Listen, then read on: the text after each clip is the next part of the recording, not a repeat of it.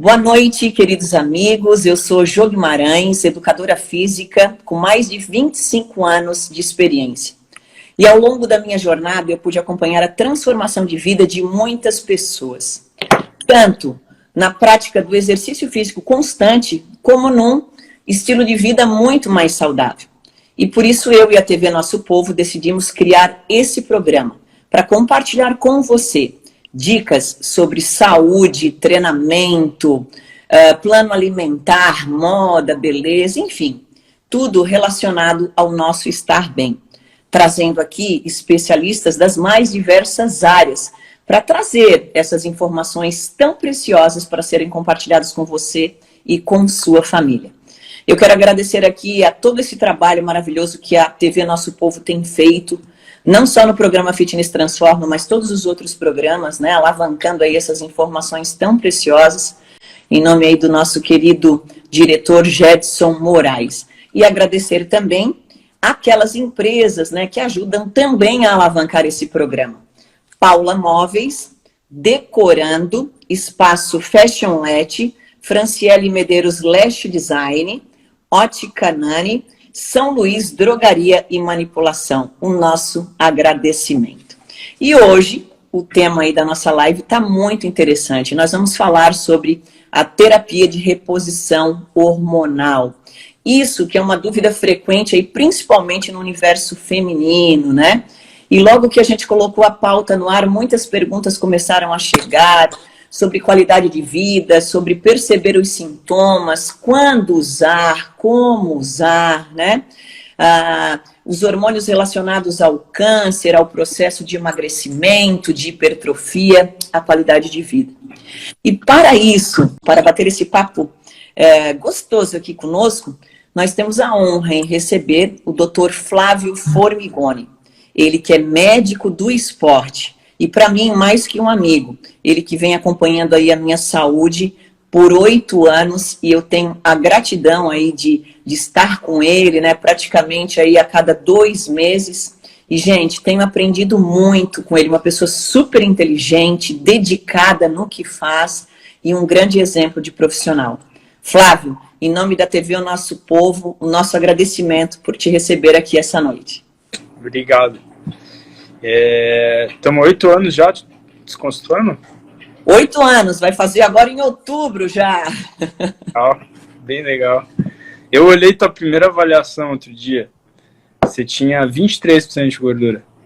Olha só. E agora a gente já conseguiu bater o nosso recorde aí, né, Flávio? Foi quanto? 13? 13, a gente chegou a 12 já. 12, né? 12%. Bom, bem bom. E chegou nisso aí depois da menopausa, né? Com certeza. Isso é um fator importante para a gente aí falar, compartilhar com as pessoas, né? Tudo isso que a gente vem vivenciando, eu venho vivendo isso, né? Ao teu lado aí, então isso é muito legal. Ô Flávio, mas vamos bater um papo aí, primeiro falando um pouquinho, o que é, na verdade, nessa terapia aí de reposição hormonal? A terapia de reposição hormonal é quando a gente usa hormônios, no caso a gente usa mais hormônios isomoleculares, que são conhecidos como bioidênticos, né, para fazer a reposição de algo que teu corpo não produz mais. Então, depois da média de 50 anos de idade, a mulher deixa de produzir os hormônios no ovário, então cai a produção do estradiol, cai a produção de progesterona, muitas vezes não cai de testosterona, né, e isso, com o passar do tempo, começa a ter repercussões negativas pela falta do hormônio. O estradiol, por exemplo, ele tem um importante controle na questão da geração de placas de gorduras na aterosclerose. Ele é um protetor contra a aterosclerose. Então, é por isso que as mulheres geralmente infartam depois da menopausa. Depois da menopausa, elas perdem essa proteção que o estradiol faz. O estradiol ele também é responsável pelo processo de perda de gordura, tá? Então, a falta de estradiol, tanto na mulher quanto no homem, levam ao acúmulo de gordura, principalmente na região abdominal. O estradiol também tem um efeito, não só efeito cardioprotetor, mas ele tem um efeito neuroprotetor também. Tanto que, assim, os fogachos que as mulheres sentem, que são aqueles calorões, aquilo ali equivale a uma microisquemia cerebral. Então, toda vez que a mulher tem um calorão daquele, tem um fogacho, ela perde alguns neurônios, tá? Então, você vai ter uma série de repercussões negativas pela falta do hormônio no corpo, né? E aí, quando cessa a produção desses hormônios, é que a gente entra com a reposição hormonal, tentando restabelecer esse equilíbrio aí e proporcionar qualidade de vida, principalmente para a mulher depois dos 50 anos de idade, em média, né? Hoje a gente vê muitas mulheres entrando em menopausa antes disso, bem antes disso, tá? A gente não tem ainda uma relação direta com evidência científica para dizer que seja o uso de anticoncepcional, mas a gente tem fortes suspeitas que possa ser o uso de anticoncepcional que está gerando esse aumento de menopausa precoce, né? Porque o anticoncepcional, o que ele faz? Ele inibe a produção de ovários, dos hormônios no ovário, porque ele inibe a produção dos hormônios hipotalâmicos. Então o ovário deixa de ser estimulado. Como ele deixa de ser estimulado, ele vai deixar de produzir os hormônios naturais e o teu corpo acaba sendo substituído por hormônios sintéticos. Então você usa um hormônio sintético que está ali dentro do anticoncepcional, que não faz o mesmo efeito do hormônio natural. Isso inibe a tua ovulação, é por isso que as mulheres não engravidam, mas inibe também a produção hormonal, tá?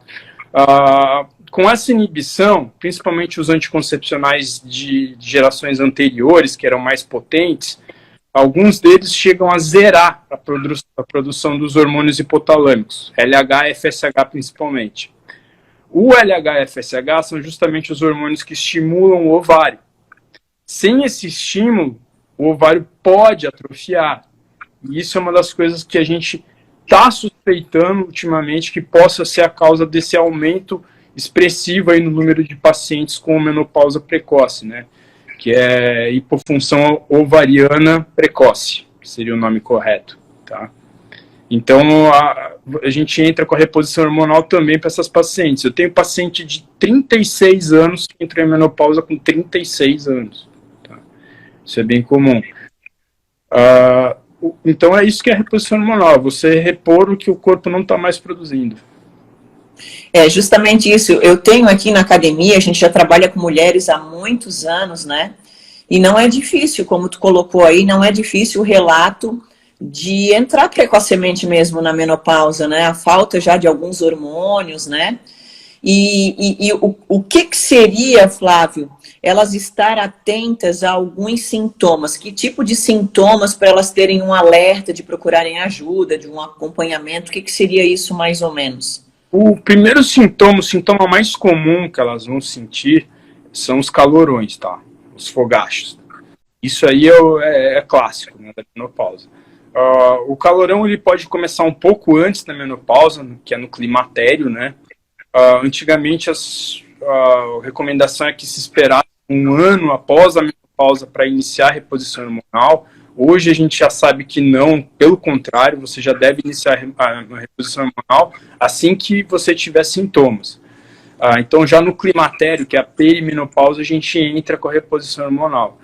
Então, quando você começa a ter sintomas como calorões, insônia, alteração do hábito intestinal, principalmente constipação, tá? Diminuição de libido, labilidade emocional, então o teu emocional começa a ficar um pouco alterado, irritabilidade, agressividade, tudo isso aí são sintomas que levam a gente a crer que a pessoa já está entrando no climatério.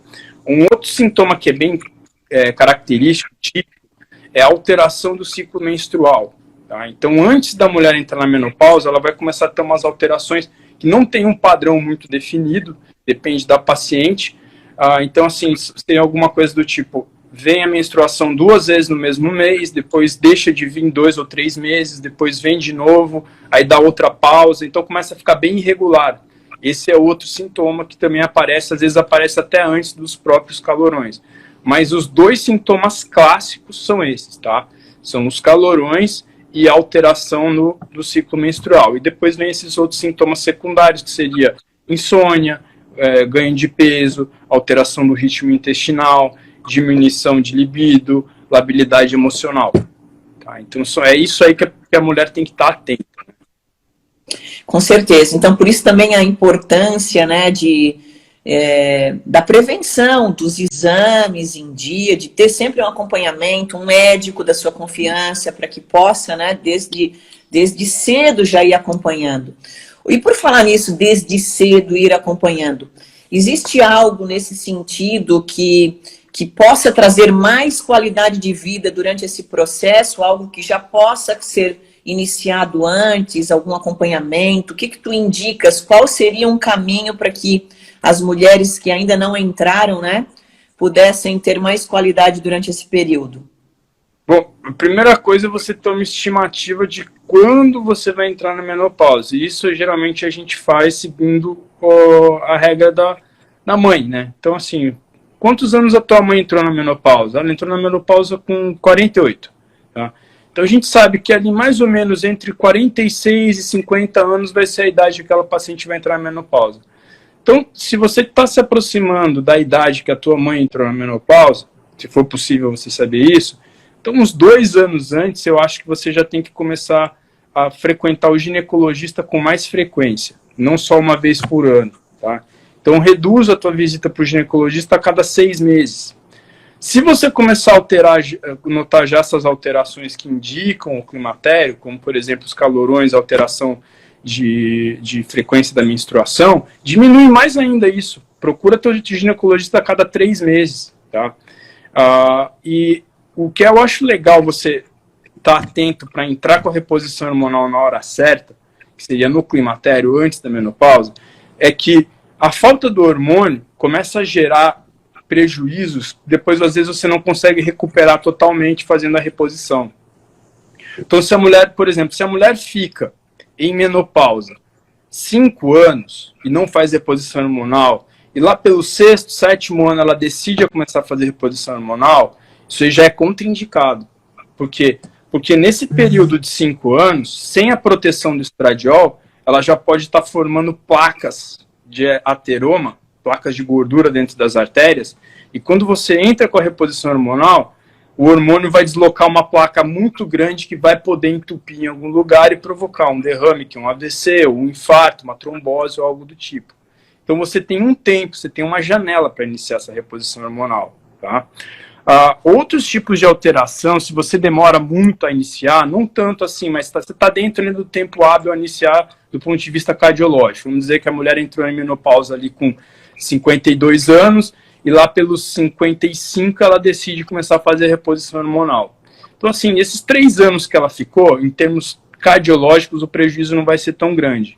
Mas em termos ginecológicos, o prejuízo pode ser grande. Então, ela pode ter uma atrofia do sistema genital dela, então vai ficar com a pele ali, a mucosa da vagina muito mais fina, mais delicada, ressecada, a musculatura ali do canal vaginal também atrofia, a mulher pode ter um ganho de peso, principalmente com um acúmulo de gordura visceral nesse período, que é aquela barriga de chope, né, aquela barriga mais dura que cresce de baixo para cima.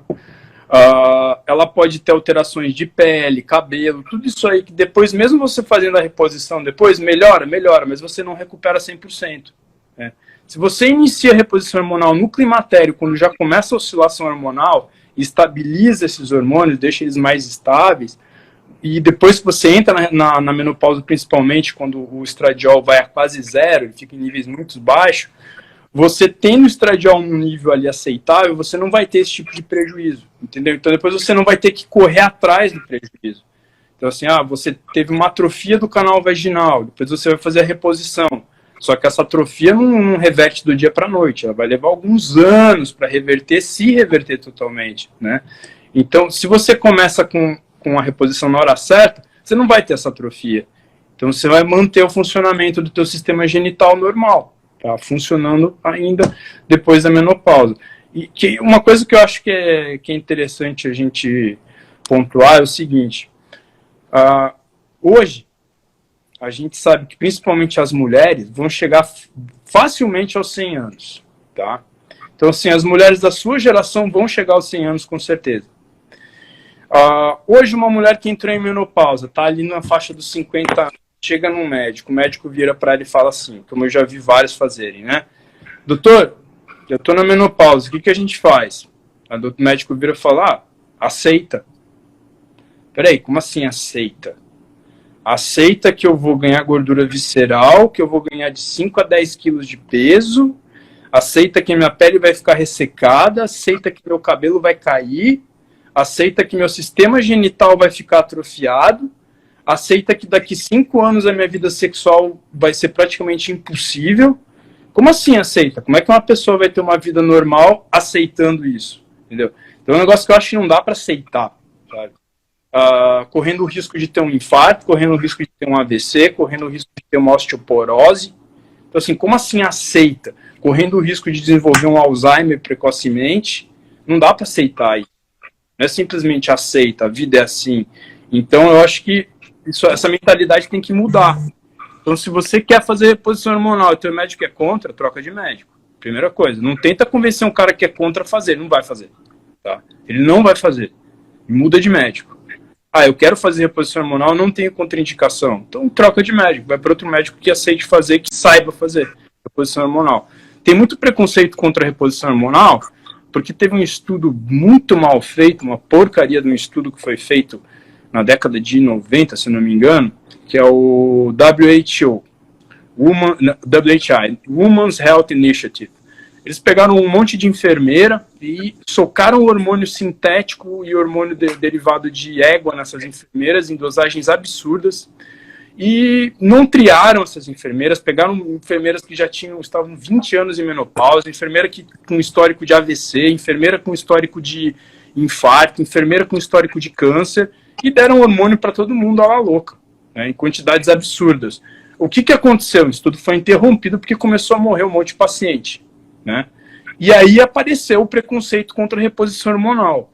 Só que assim, esse estudo ele é muito parecido com o estudo que foi feito com a hidroxicloroquina na Inglaterra, em Manaus, onde eles deram doses absurdas, 4 vezes maior do que a dose que a gente usa, num momento onde não se usa cloroquina com paciente com Covid, ou seja, paciente que estava internado em UTI, né, paciente grave, cloroquina você tem que usá-la nos primeiros 5 dias só, tá? Em dose baixa, né?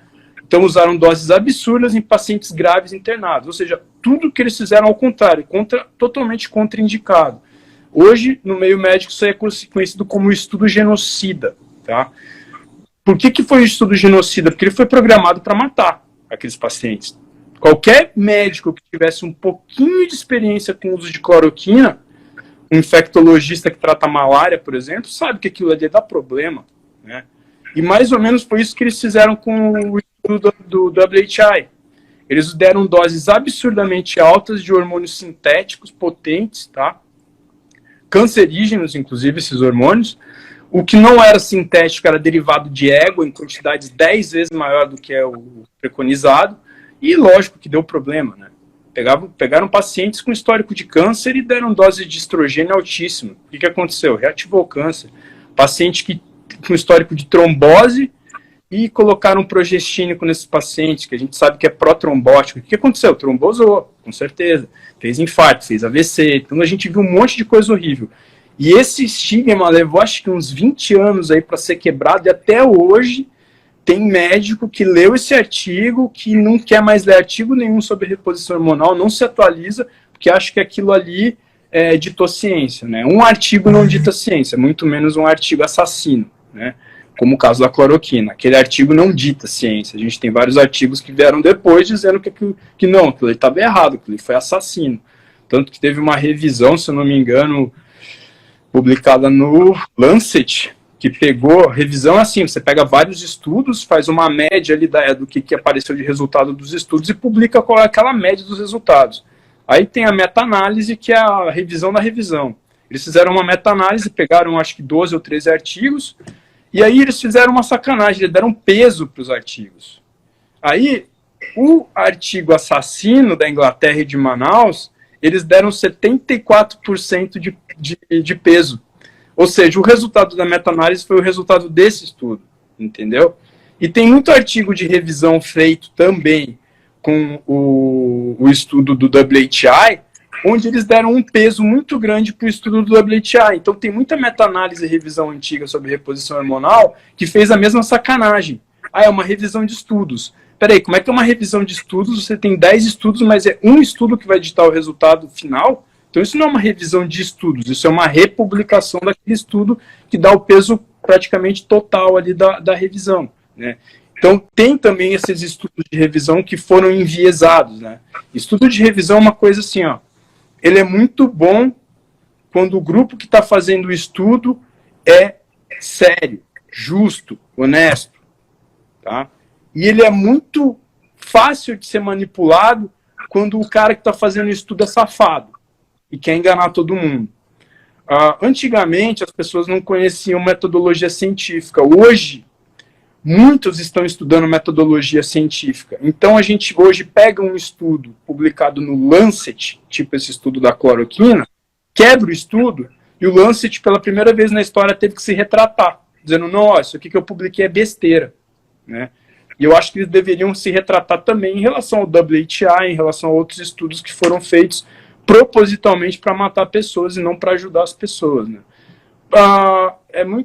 Se a gente começar a falar disso, vai longe, tá? Dura 24 horas a live.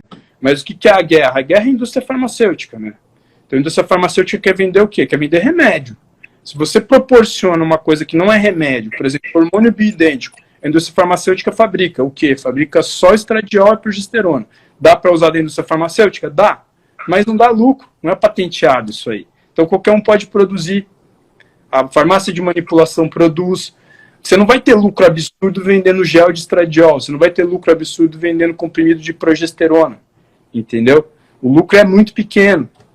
E não é isso que a indústria quer. A indústria quer o quê? A indústria quer que aquela pessoa tenha realmente um infarto e dependa de medicamento caro. Quer que aquela pessoa tenha um câncer e vá para uma quimioterapia e gaste aí 200, 300 mil dólares numa quimioterapia para, às vezes, nem sobreviver, né? Só prolongar o sofrimento e falecer depois. Entendeu? Então, a gente tem que ver sempre quais são os interesses que estão por trás disso. Quais são os interesses que estão por trás de tentar queimar a reposição hormonal. Quais são os interesses que estão por trás de tentar queimar o tratamento precoce do Covid? São os mesmos interesses. Chama-se Big Pharma, né? Indústria farmacêutica. Entendeu? Então, foi assim que eles conseguiram queimar o filme da reposição hormonal com o estudo WHI, e até hoje a gente tem colegas aí bitolados que só se baseiam nesse estudo aí para meter o pau na reposição hormonal. Tá? Tem contraindicações. Contraindicações absolutas que a gente tem aí para reposição hormonal seria câncer de mama, tá? Histórico de câncer de mama, isso é contraindicação absoluta. O câncer de mama que não que não tem receptor hormonal, que é o câncer de mama mais raro, a maioria deles tem receptor hormonal, isso aí é muito questionado hoje, se pode ou se não pode fazer reposição hormonal, tá? Muitas vezes o próprio paciente, o médico decidem em conjunto, né, quando o paciente confia no médico, fala, ó, cara, eu não estou aguentando os efeitos colaterais aí dessa menopausa que foi causada quimicamente para tratar meu câncer e preciso de hormônio, né?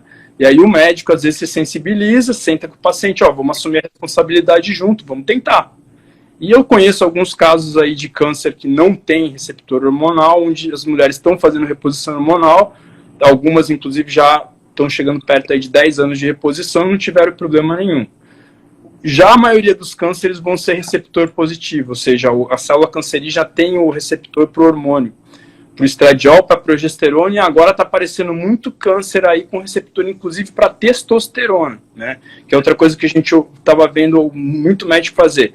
A mulher chegava lá, pô, tive câncer, não posso usar hormônio. Não, você pode usar testosterona, e dá testosterona para a mulher. Só que a testosterona é convertida em estradiol. E aí, você vai alimentar aquele câncer. Só que não só a testosterona é convertida em estradiol, como esse próprio câncer pode ter também receptor para testosterona e você estimular esse câncer. Entendeu? Então, contraindicação absoluta, câncer de mama. Outra contraindicação, lúpus. Tá? Mulheres que têm lúpus também é contraindicado fazer reposição hormonal. Outra contraindicação, doenças tromboembólicas, né? As mulheres que têm trombofilias, doenças que propiciam a formação de coágulos no sangue. Essa aí também é uma contraindicação relativa, dependendo do manejo ali e do tipo de trombose que ela apresenta, dá para você utilizar uma reposição em doses baixas, tá? Outra coisa que a gente tem que diferenciar é o seguinte, a reposição hormonal feita com hormônio transdérmico, tá? O hormônio isomolecular, que é o bioidêntico transdérmico, que é usado através da pele, é bem diferente da reposição hormonal oral. Então, assim, muitos ginecologistas usavam a reposição hormonal através de anticoncepcional, tá? Então, usavam o anticoncepcional como reposição hormonal. O anticoncepcional é hormônio sintético.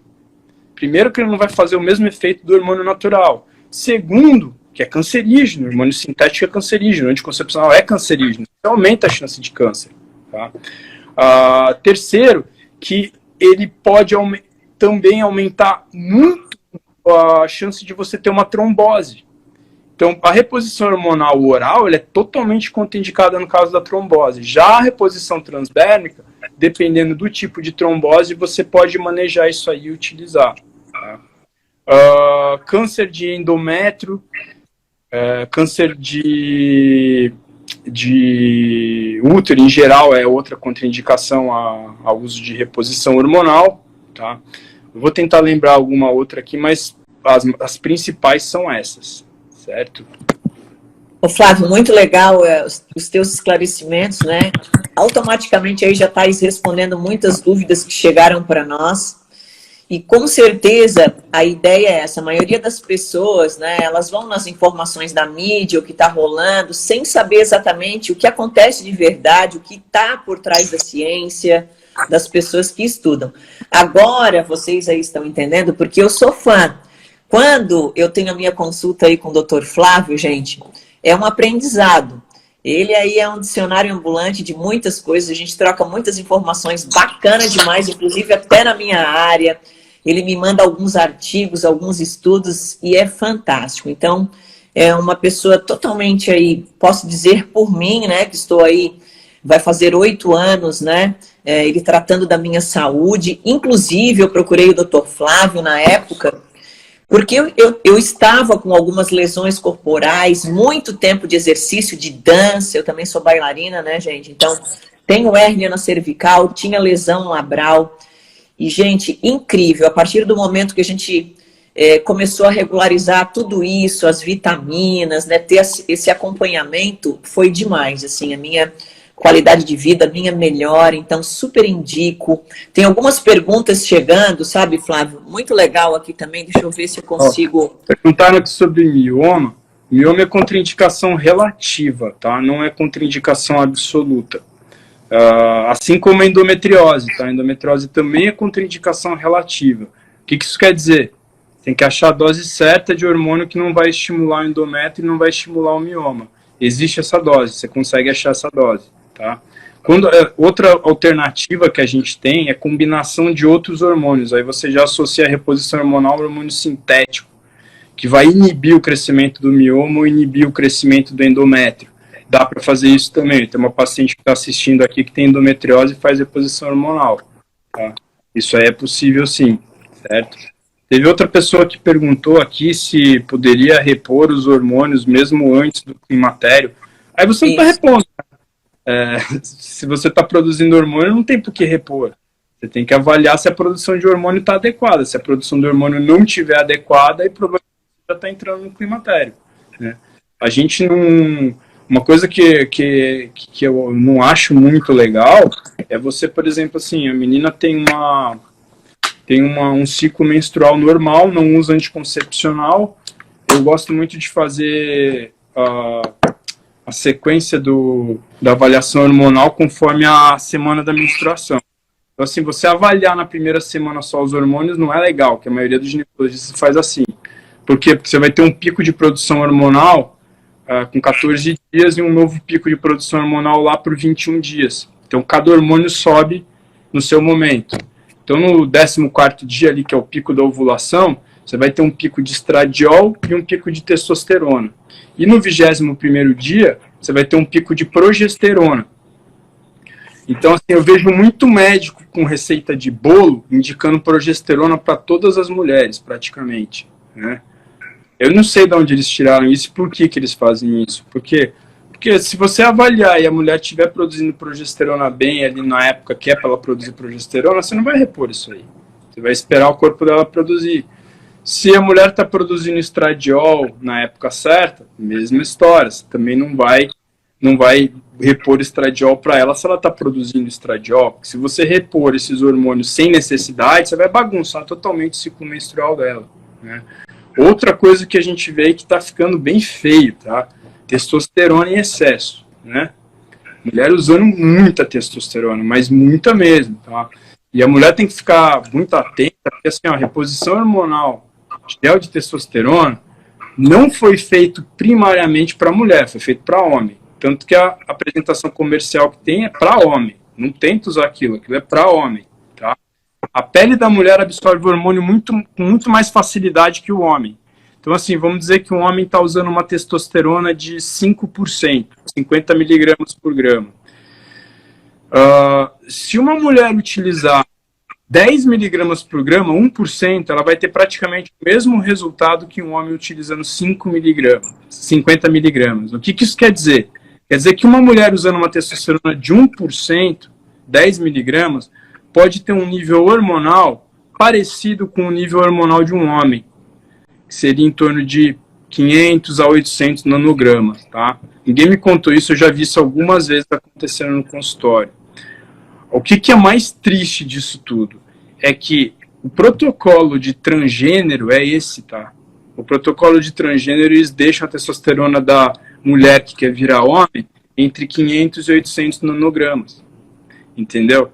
Então, às vezes as mulheres chegam lá usando por conta, porque tem um monte de farmácia aí que faz, tem receita a testosterona em gel, né? Inclusive, estou processando uma aí que estava vendendo testosterona em gel com meu nome, inclusive. O que acontece? Essa mulher vai masculinizar, essa mulher vai ter crescimento de pelos, vai ter queda de cabelo, vai ter crescimento de clitóris, vai ficar com a voz grossa, vai começar a ter aquela alteração aqui na lateral que cresce a glândula parótida e fica com aquele rosto quadrado de homem, e assim por diante. Se a alteração for pequena, ela é reversível, mas se isso aí se permanecer e se prolongar por um tempo, ela é irreversível, né? Então a gente começa a ver aí mulheres falando grosso, mulher com entrada aqui na lateral do cabelo. Teve uma que se consultou comigo e falou assim para mim, eu percebi que a minha testa está maior. Eu falei, não é que a tua testa está maior, é que a tua implantação de cabelo recuou. Então a tua testa começava aqui antes, agora ela começa aqui atrás, né? Então, são assim, são alterações que a gente vê muitas vezes e a mulher não percebe isso porque é uma alteração gradual. Dia após dia aquilo vai acontecendo. Aí alguém que não vê ela há muito tempo fala, tua voz tá grossa, mas teu cabelo tá estranho, mas você tá cheio de espinha, você tá cheio de pelo, né? E às vezes elas não notam isso. E tem muita gente que não sabe fazer reposição hormonal, e tem medo de fazer reposição hormonal, né? Com a história do câncer de mama, por exemplo, e faz o quê? Em vez de fazer a reposição hormonal correta, com estradiol e progesterona, começa pela testosterona. Sabe o que é o mais engraçado? A testosterona sobe muitas vezes no início da menopausa, ela não desce. E muitas vezes no início da menopausa você não precisa usar testosterona. Metade das minhas pacientes não usam testosterona. Por quê? Porque elas têm já essa subida. Tanto que um dos casos de agravamento de Covid em mulheres são mulheres na menopausa que não fazem reposição hormonal com estradiol e progesterona. As mulheres que usam estradiol e progesterona na menopausa, elas estão protegidas contra agravamento de Covid. E por que as outras não estão? Porque o que vai dominar ali é a dihidrotestosterona. Testosterona, mas principalmente a dihidrotestosterona. Tá? Então é aquela história que a gente via antigamente, as mulheres depois que entravam na menopausa, elas começavam a ficar barrigudas, começavam a ter pelo no rosto, mudava a voz. O que é isso? Androgenização. Elas começavam a dominar ali a produção de hormônio masculino e o hormônio feminino delas zerava. Então, se você pega uma mulher em menopausa e dá testosterona para ela em vez de hormônio feminino, você está fazendo exatamente isso. Você está antecipando os efeitos colaterais numa mulher que não faz reposição. Tá. Muito bem, gente. Nós estamos aqui com o Dr. Flávio. Falhou um pouquinho aqui, tá me ouvindo, Flávio? Tô. Tá, agora voltou, tá normal aqui. Gente, hoje eu também sou todo ouvidos aqui para aprender muito mais sobre esse tema. A gente está deixando o Dr. Flávio aí colocar as colocações para vocês ouvirem, né? São essas informações preciosas que vão agregar aí na nossa vida. Para quem está chegando agora, nós estamos fazendo aí uma entrevista com o Dr. Flávio Formigoni, ele que é médico do esporte, e nós estamos falando aí sobre terapia de reposição hormonal. Ô Flávio, vamos falar um pouquinho agora aí sobre, já fez uma relação aí para nós, né, sobre o uso do anticoncepcional. Também nessa mesma vibe, que é uma dosagem de hormônio para todo mundo, como é que funciona isso aí no processo de emagrecimento, as pessoas que estão aí nos seus treinamentos em busca de hipertrofia, o que ele pode interferir em relação a isso? O anticoncepcional hormonal, né, grosseiramente falando, é uma castração química. É isso. E quem me disser que não é, tá errado. É isso. Tá? O que você faz? Você dá uma química, um hormônio químico, sintético, né, que vai inibir a produção de hormônios hipotalâmicos, né, que seria o LH e o FSH, e aí você vai inibir o funcionamento dos ovários. O ovário é a gônada da mulher. Quando você está inibindo o funcionamento da gônada, você está fazendo uma castração. Tá? Literalmente é isso. Os hormônios mais antigos, né, os anticoncepcionais mais antigos, usavam hormônios mais potentes, em doses mais altas, geralmente, porque eles queriam zerar totalmente o LH e o FSH. Então a gente pega muito mulher que usa esses anticoncepcionais aí das primeiras gerações e vê alterações bizarras nos hormônios, na parte, nos exames de sangue delas. Então a gente vê LH e FSH zero, estradiol zero, porque eles usam estradiol sintético que nem aparece no exame, progesterona zero, né? E muitas vezes testosterona zero também. Com isso, a mulher não vai conseguir ganhar massa muscular, com isso, a mulher não vai conseguir perder gordura. Os anticoncepcionais mais modernos, eles utilizam um pouco de estradiol neles, porque eles perceberam que a falta de estradiol gera muitos efeitos colaterais. Mesmo assim, eles usam um progestínico, que não substitui o efeito da progesterona, que também inibe testosterona. Tá? Então, toda mulher que usa um anticoncepcional, seja um anticoncepcional que for, com carga hormonal mais baixa que for, pode ser esses de quinta geração, que são anticoncepcionais que têm uma carga hormonal baixa, o LH e o FSH eles não ficam muito baixos, eles chegam a dar uma cicladinha parecida até com o nível de quem menstrua normalmente, mas ela não ovula. Então, um nível mínimo suficiente para ela não ovular. Só que esse mínimo suficiente para não ovular é o suficiente também para inibir a produção hormonal própria. Então, ele diminui um pouco menos a testosterona, mas diminui, ele zera a progesterona e ele tem estradiol nele. Então, o estradiol não é prejudicado nisso. Tá? Mas, se a mulher quer ter 100% dos benefícios no corpo dela, do que ela produz, ou seja, os próprios hormônios, o anticoncepcional, por mais fraquinho e por mais moderno que for, vai prejudicar. Tá? Eu tenho muita paciente que tinha DIU e acabou tirando o DIU sem hormônio. DIU de cobre ou cobre com prata. E trocou para esse anticoncepcional aí de carga hormonal mais baixa, multifásico, porque ele varia, inclusive, a concentração de hormônio nele, conforme a época do ciclo menstrual ali. E elas notaram bastante diferença depois que tiraram o DIU e começaram a usar o hormônio, né? Elas falaram, realmente, o ganho de massa muscular tá mais difícil, tô notando que tô com mais acúmulo de gordura em região de coxa, no quadril, tô notando que piorou um pouco a celulite, porque o progestínico faz isso, ele dá uma piora da celulite. Então você não vai ter o mesmo, por menor carga hormonal que tenha, o mais moderno seja o teu anticoncepcional, você não vai ter o mesmo resultado. Porque na mulher, uma das coisas que é muito importante para a mulher ganhar massa muscular é a interação principalmente do estradiol e da progesterona. Tá? Diferente do homem, onde que domina a testosterona. Então, você precisa ter esse efeito aí, você precisa ter essa variação de estradiol e progesterona interagindo também com a testosterona para ter um processo anabólico pleno na mulher, para ter uma queima de gordura satisfatória. E quando você está usando um hormônio químico, você não vai conseguir fazer isso, porque o hormônio químico sintético não é a mesma coisa que o hormônio natural. Não existe ainda nenhum tipo de anticoncepcional 100% com hormônio, por exemplo, hormônio bioidêntico, molecular, que é igual ao hormônio natural. Eles não conseguiram ainda fazer isso. Então, a gente está longe, inclusive, de ter esse tipo. de anticoncepcional. Então, podendo não usar o hormônio, eu acho mais indicado. Podendo não usar o hormônio. Então, o que seria o ideal? Um DIU de cobre com prata. Se a mulher não tiver contraindicação para usar um DIU de cobre com prata, eu acho bem legal. Tá? Tem o DIU hormonal. Tá?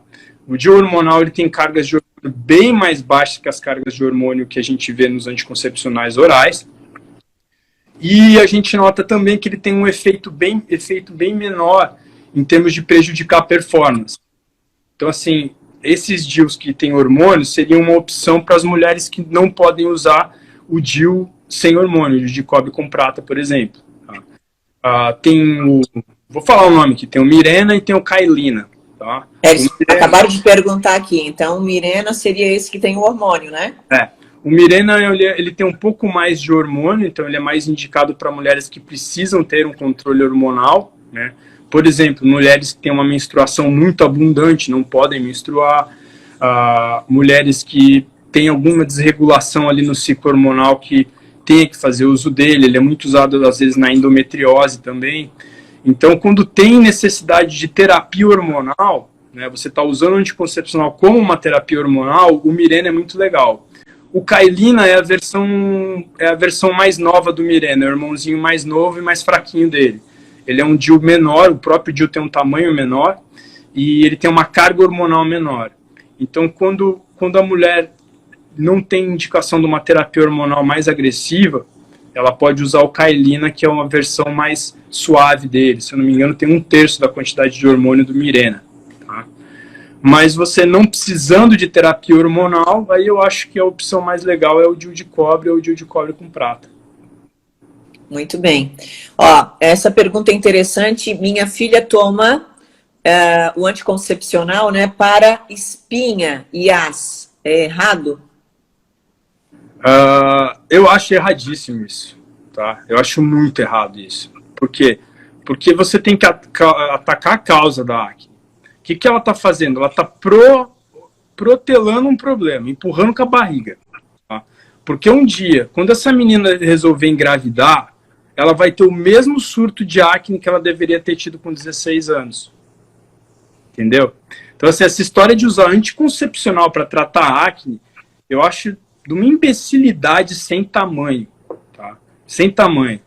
Porque você está fazendo uma castração química. Esses anticoncepcionais que tratam acne, por que eles tratam acne? Porque eles castram quimicamente a mulher. Eles zeram a produção de testosterona da mulher. Zeram. Os que são eficientes, eles são os antiandrogênicos. Além de eles zerarem a produção de testosterona da mulher, eles ainda vão lá no receptor de testosterona e bloqueiam o receptor de testosterona da mulher. Entendeu? Então, assim, você tá sujeitando aquela mulher a um monte de efeitos colaterais por um problema estético. Tá? E hoje a gente tem um monte de alternativas para tratar acne. Não, o Roacutan, que é a isotretinoína, que é um derivado do ácido retinóico, é a última opção. O Roacutan causa depressão, suicídio, ressecamento de mucosas. Peraí. O Roacutan é uma droga bem antiga. Está sendo utilizada aí há mais de 30 anos já, a isotretinoína. Antigamente, eu tomei a primeira vez, acho que eu tinha 18 anos. Eu estou com 42. A primeira vez que eu tomei a isotretinoína, realmente ela era agressiva, porque as doses eram muito altas para tentar encurtar o tempo de tratamento. Então você usava ali 60, 3 comprimidos, 80 miligramas por dia durante 4 meses. O que eles descobriram? Descobriram há muito tempo, há mais de 20 anos. Quando eu estava na faculdade já ouvia isso. O que interessa quando você usa o Roacutan não é a dose diária, é a quantidade total que você usou no tratamento todo. Então você pode baixar a dose diária e espaçar esse tratamento. Então o que eu vejo muito dermatologista bom fazendo hoje? Eles usam no começo ali um comprimido por dia, se dá muito efeito colateral, eles diminuem para um comprimido segunda, quarta e sexta, depois eles diminuem para um comprimido 2 vezes por semana. Só que para dar dose total não vai durar 4 meses de tratamento, vai durar 2 anos, 1 ano e meio, tá? Só que aí você vai fazer uma carga muito baixa, aquela carga não chega a ser tóxica para o teu corpo. Eu tenho muito paciente aí que fez tratamento com dose baixa e não teve efeito colateral nenhum, sem alteração de fígado, sem alteração de colesterol, sem alteração de nada. né? E é um tratamento que ele não é definitivo, vamos dizer, mas você fica livre de acne por pelo menos 3 anos. Você faz uma atrofia da glândula sebácea por pelo menos 3 anos. Entendeu? O que acontece na puberdade? A pele da menina nunca entra em contato com a testosterona. Quando entra com um pouquinho de testosterona só. Quando ela entra em contato com uma quantidade grande de testosterona, você provoca uma hipertrofia da glândula sebácea. O que o Roacutan faz? Ele atrofia a glândula sebácea. Então você provoca essa hipertrofia da glândula sebácea, e essa hipertrofia, a maioria das vezes, é transitória. Tá? Então na hora que ela sai da puberdade e está entrando ali na adolescência, isso aí faz o quê? Estabiliza. Então aquela menina que vai ter acne ali dos 13, 14, 15 anos, com 16 para. Quando essa mesma menina que começou a usar o anticoncepcional para controlar a acne, lá com seus 30 anos para de usar o anticoncepcional para engravidar, o que acontece? Ela tem um surto de acne. Novamente. Só que ela vai ter o surto com 30 e poucos anos. Entendeu? Por quê? Porque ela não teve aquele contato com a aquela dessensibilização dos receptores de dihidrotestosterona na pele. Então, na hora que o nível de testosterona dela começa a subir, principalmente dihidrotestosterona, forma novamente aquele estímulo ali na pele, hipertrofia as glândulas sebáceas, ela tem um novo surto de acne, entendeu? Tardiamente. Toda mulher que para de usar anticoncepcional, praticamente toda, tá? Vai ter acne. Isso aí dura 3 meses, 4 meses, até 6 meses. Já vi casos aí que chegou a 1 ano, depois estabiliza. Depois que a pele acostuma com a dihidrotestosterona, ele dá uma estabilizada, entendeu? Então não é a causa não é a testosterona, a dihidrotestosterona, né? A causa é uma pele que nunca entrou em contato com esse hormônio. Então, assim, você começa a usar, volta, pior às vezes até, dá rebote. Estava com um pouquinho de acne grau 1, grau 2, começou a usar anticoncepcional. Com 18 anos, começou a treinar, fazer dieta, falou, não, vou parar de usar anticoncepcional porque eu quero ter um corpo legal. Aí para de usar anticoncepcional, nossa, vem um surto de acne pior do que ela teve com 13 anos. O que acaba acontecendo? Ela volta a tomar um anticoncepcional. E ela acha que ela vai ser dependente do anticoncepcional para o resto da vida porque ela tem um problema com acne. Entendeu? E hoje a gente tem outras soluções aí para acne, tá? Não só o Roacutan, tá? Tem alguns tipos de luz pulsada, laser, alguns lasers mais potentes aí de última geração que tratam legal a acne. Então tem diversas opções. Você vai num dermatologista bom, ele te dá diversas opções que não só o anticoncepcional, né? Você vai naquele que não estuda, que está fazendo arroz com feijão ali, esse aí vai te prescrever anticoncepcional porque para ele é mais fácil e você vai sair do consultório o mais rápido possível. Entendeu? Muito bem, muito bem. Merece ser gravada, estamos gravando aqui, né? Vai ficar, inclusive, gente, toda essa live aqui, ela vai ser retransmitida pela TV Nosso Povo, né? Então, para a gente fazer aí um trabalho para que mais pessoas possam se beneficiar dessas informações tão importantes, né? Isso é incrível, isso é muito bom. O Flávio, eu nunca usei o anticoncepcional. Na minha época, nem tinha essas informações, mas eu não conseguia usar. Me enjoava muito, eu emagrecia, perdia peso, porque eu não conseguia usar, né?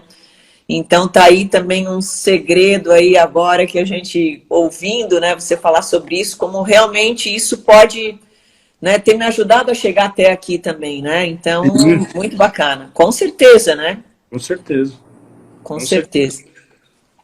Gente, o papo tá demais, tá quase acabando a nossa live aqui. Vou tentar conversar um pouquinho com o Flávio só sobre essas perguntas que chegaram aqui. Ô Flávio, me diz uma coisa, quais seriam os suplementos que tu indicaria para as mulheres, principalmente as mulheres que treinam, né? Que na verdade seria algo que não pudesse faltar durante aquela fase de treinamento delas ou no dia a dia. Por exemplo, até já dá para a gente linkar aqui sobre a creatina, sobre algumas... Sim. 5, tá? Conta eles aí, tá? Sempre falo eles, tá nas lives de suplemento que eu faço, também estão lá. Então vamos lá. Creatina, whey, glutamina, polivitamínico bom, de qualidade, bem balanceado, e o ômega 3. Tá? Esses 5 suplementos aí é para todo mundo, não é só para quem treina. Tá? Esse aí é para todo mundo, para qualidade de vida em geral.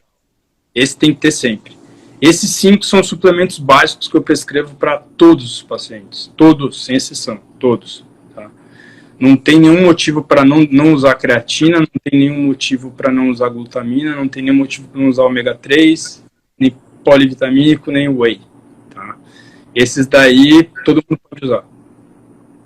Só esclarecendo também uma perguntinha sobre o uso da creatina, qual o melhor horário para usar? Eu gosto de dividir a dose metade antes e metade depois do treino. E aí nos dias sem treino, na refeição que tiver mais carboidrato. Ó, fica a dica aí para as pessoas, viu, gente? Usar todo dia, tá? Um dia que não treina tem que usar também. Creatina é uma suplementação de uso contínuo, certo? Então tem que usar sempre. Para quem aí está nos ouvindo, Flávio, tu pode falar um pouquinho sobre o que é a creatina, o que ela promove no nosso organismo? A creatina, ela vai se juntar com o fósforo e formar a fosfocreatina. A fosfocreatina é onde faz reserva de ATP. ATP é a molécula de energia da nossa célula. Então, ela é uma reserva energética da célula. Para que ela serve? Ela serve para aqueles momentos onde você tem uma demanda energética muito rápida. Então, onde você vai fazer respiração anaeróbia, na ausência de energia. Por exemplo, treino de força, né? Fazer a contração muscular de força rápida, você não consegue queimar oxigênio para fornecer energia. Então, a fosfocreatina libera essa energia para você. Tá? Então, em todo momento que faltar oxigênio para a tua célula, a fosfocreatina entra em ação. Uma das ações da creatina que eu acho muito legal é proteger coração e cérebro. Tá? Por que ela protege coração e cérebro? Porque na falta de oxigênio, numa hipóxia, por exemplo, num infarto, o cara que suplementa creatina tem mais chance de sobreviver do que o cara que não suplementa creatina. Entendeu? Num AVC isquêmico, por exemplo, o cara que suplementa creatina tem mais chance de sair do AVC sem sequela do que o cara que não usa creatina. E a creatina tem vários benefícios que não só na parte esportiva, tá? Ela é um potente antioxidante, ela é protetor cardiológico, protetor neurológico. Creatina faz proteção renal, ao contrário do que se imaginava no passado, que ela lesava o rim. Não, pelo contrário, ela protege o rim, porque é outro tecido que está muito sujeito à hipóxia. Tá? Então a creatina ela tem diversos usos. Se você começa a pesquisar sobre creatina no PubMed, você vai ver que é o suplemento mais pesquisado do mundo, e hoje o que mais se pesquisa creatina é para uso médico, não é para uso na área de esporte. Entendeu? Então creatina é um suplemento que todo mundo deveria tomar, eu acho, né? Muito bom, gente. Até respondeu a pergunta da nossa querida Helenira, né? Que ela, inclusive, perguntou isso. Me disseram que a creatina sobrecarrega os rins. Já foi essa história. É isso aí. Muito legal. E faz parte aí do meu dia a dia também a creatina, gente. Muito, muito bom. Flávio, nós estamos chegando, né, ao final dessa nossa live aqui. Foi maravilhoso. Tantas informações. Eu quero saber se tu queres colocar mais alguma coisa para as pessoas, né? Algo que ficou para trás, porque foi demais, assim, a gente te deixa falar e fica ouvindo, né? São muitas informações preciosas para o nosso dia a dia. Quero te trazer mais vezes aqui, tem tanto assunto legal sobre o intestino aí, as tuas lives sobre isso. Vocês podem assistir também as lives, né, do Dr. Flávio Formigoni no seu Instagram, acompanhar, né, tudo isso. Ele vem compartilhando muitas coisas legais, mas esse bate-papo é muito gostoso, porque a gente vai conversando, as pessoas vão interagindo, né? Então isso é bom demais. Ele já respondeu aqui, ó. Tinha uma pergunta aqui, ó. A creatina é bom tomar antes do treino, né? Metade antes, metade depois. Metade antes, metade depois. As pessoas aqui nos dando parabéns, que a live foi maravilhosa, muito legal mesmo. Eu acho que foi muito. Você que chegou agora, assiste, vai ficar aqui também registrado no meu Instagram, viu, gente? Assiste toda, porque vale muito a pena. Flávio, uma mensagem final aí para essas pessoas que estão nos assistindo. Quando vocês forem buscar informações médicas, tá? Se informem com um médico, tá? O pior local para vocês se informarem é com a mídia, tá? Jornalista não entende nada de medicina, pelo contrário, eles deturbam a realidade. Então, quando vocês forem se informar sobre o que é de área médica, pesquisem sempre com médicos, repetindo, tá? E outra coisa, quando um jornalista disser que um especialista teve determinada opinião, pesquisa quem é esse especialista, veja se ele realmente é um especialista, veja se esse cara é um pesquisador, veja se esse cara tem a capacidade de emitir aquela opinião, porque uma das coisas que a gente está vendo ultimamente é isso, tá? São pseudo-especialistas que nunca publicaram porcaria nenhuma, dizendo que são cientistas e alimentando a mídia de falácias e mentiras, entendeu? Então, assim, a gente está na era da informação? Não, a gente está na era da desinformação. Se você souber aonde buscar informação, você vai estar informado. Caso contrário, você vai estar desinformado. Tá? Acho que foi eu não lembro qual artista americano falou o seguinte: não leia o jornal e não fique informado. Leia o jornal e fique desinformado. Entendeu? Então, o que a gente tem hoje? Muita informação de péssima qualidade ou muita desinformação. Então, principalmente na área médica, né? Vai se informa com o médico, não se informa com o jornalista. Tá? Seja sobre reposição hormonal, seja sobre Covid, seja sobre o uso de anticoncepcional, etc. Muito legal também as informações que tu vem compartilhando lá sobre o Covid, né? Sobre realmente as informações verdadeiras, a gente vem acompanhando, isso é muito bom esclarecer, porque como tu falou, né, as pessoas ligam a televisão e escutam tantas coisas e ao meu ponto de vista também, tantas asneiras que as pessoas sem saber, né, as pessoas são desinformadas nesse sentido mesmo. Então é complicado. Eu achei muito legal, Flávio, um dia que tu colocou sobre as evidências, né, dos artigos científicos, daquilo que a gente vive no nosso dia a dia, tu com os teus pacientes, nós, por exemplo, aí que estamos completando 25 anos, né, da nossa academia, a gente tem muita credibilidade para dizer também o que funciona e o que não funciona no exercício físico, porque a gente viveu a nossa própria experiência com os resultados que nos mostraram. Então a gente não tem que a gente não precisa ficar preso. Claro, os estudos, os artigos sérios, como tu bem colocou, né? Eles nos dão norte a seguir, mas a gente que tem uma estrada também tem o nosso parâmetro para dizer o que funciona e o que não funciona a partir da experiência que a gente faz. E eu achei muito legal sobre as 3 evidências que tu colocou isso numa live aí tua. Medicina baseada em evidências, né? Não só medicina, qualquer coisa hoje na área da saúde entrar nisso aí, né? Que é baseado em evidências, seja educação física, fisioterapia, nutrição, enfermagem baseada em evidências. O que é evidência? O que compõe essa evidência? Só artigo científico é evidência? Não. É artigo científico, é a experiência do profissional e é o feedback do paciente. A preferência e o feedback do paciente. Então, o paciente também corrobora ali na evidência. A experiência do profissional corrobora na evidência. E aí a ciência corrobora na evidência. Você junta esses 3, aí você está fazendo uma medicina de ponta, uma fisioterapia de ponta, uma educação física de ponta, entendeu? Então é isso que as pessoas não... principalmente os jovens, né, os estudantes aí de medicina, principalmente, estão se formando agora, estão na faculdade ainda, estão muito bitolados naquele negócio ali, cadê o paper? Cadê o paper? Não tem revisão, não tem meta-análise, então não serve para nada.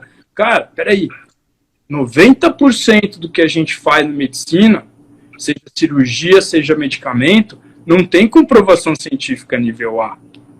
90%. Tá? 10% só de cada 10 procedimentos ou medicamentos que são utilizados em medicina, tem comprovação. O resto não tem. A maioria das cirurgias não tem comprovação científica. Né? Uma apendicite, você vai deixar supurar, porque tem estudo dizendo que a apendicite, se você tratar com antibiótico, tem o mesmo desfecho de você operar. Peraí, você vai esperar supurar, vai ficar dando antibiótico, vai esperar ali 48, 72 horas para ver se aquele paciente melhora? E se ele entrar em sepse? Pô, a gente opera apendicite aí há mais de 100 anos e dá certo. Leva para a mesa, opera, que amanhã o cara tá bom. Entendeu? Então isso é medicina. Medicina não é ficar ali esperando para ver se ele vai entrar naquela estatística ali que a gente viu no estudo, né? Não, cara, você pode meter a mão no cara e resolver o problema dele agora. Então, medicina é isso, você resolve o quanto antes. Você não fica esperando para ver se vai bater com o dado do estudo ou não. Entendeu? Isso é medicina. Tá. Isso aí, Flávio. Muito legal, parabéns pela tua contribuição, pela tua determinação, né? pelas tuas colocações. É assim que a gente vai tentar, né, ajudar esse nosso mundo aí a caminhar melhor, porque às vezes fica difícil, né? Então, com certeza, esse tipo de informação super válida, as pessoas aí estão pedindo para a gente fazer uma live assim a cada 30 dias. Boa. Vamos tentar, esse nosso médico aí é super ocupado, né? Mas tem muita coisa legal, tem muito assunto e a gente com certeza aí vai convidar o Dr. Flávio Formigoni para estar mais presente aqui, porque essas informações realmente, gente, merecem ser compartilhadas. E assim a gente encerra a nossa live. Eu quero agradecer aqui mais uma vez em nome da TV Nosso Povo, pela tua parceria mais uma vez conosco aqui, Flávio, muito obrigada. Sempre é um aprendizado, né? As nossas visitas aí no teu consultório também, como tu trata os teus pacientes, as tuas explicações, né? Como tu nos deixa segura e como isso, gente, eu dou aqui o meu testemunho em relação a isso, né? Como isso faz a diferença na vida da mulher, né? A gente tem aí tantos tripés para a vida do homem, né? A utilização dos hormônios, o homem poder viver bem em relação a tantas coisas, e por que não a mulher também, né? Ter essa longevidade, ter essa alegria de viver. E esse equilíbrio hormonal, esse equilíbrio em relação à nossa saúde, é a vida, é tudo. E hoje a medicina está aí para nos amparar, para nos mostrar o caminho correto, né? E através de profissionais assim, que podem nos dar esse suporte, a gente consegue aí ter uma vida, um estilo de vida muito mais saudável. Então fica aqui registrado o nosso abraço para você, Flávio, e para todos os nossos participantes aqui, os nossos internautas que estão conosco. Aí foi um número bem expressivo aí que a gente conseguiu aí levar essas informações hoje na nossa live. Obrigada, querido. Deus abençoe para que tu continue fazendo esse trabalho maravilhoso, viu? Obrigado pelo convite aí.